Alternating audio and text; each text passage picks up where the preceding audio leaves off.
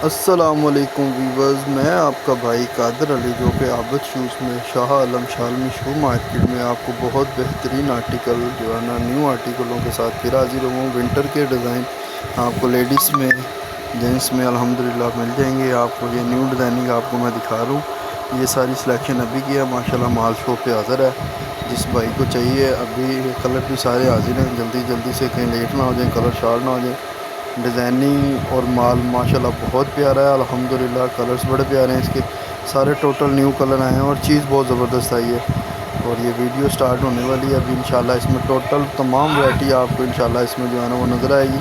और चीज़ चेक करें, आपको मटेरियल और माल की अल्हम्दुलिल्लाह जो है ना बहुत मज़ेदार चीज़ है। ये अल्लाह का बड़ा ही करम है। ये आपकी दुआओं के साथ आपका भाई फिर आपकी खिदमत में नए नए डिज़ाइनिंग लेके आया है। जज़ाकल्लाह। अस्सलाम वालेकुम। वीडियो कंप्लीट देखिएगा, लाइक शेयर कमेंट करना ना भूलिएगा। जज़ाकल्लाह।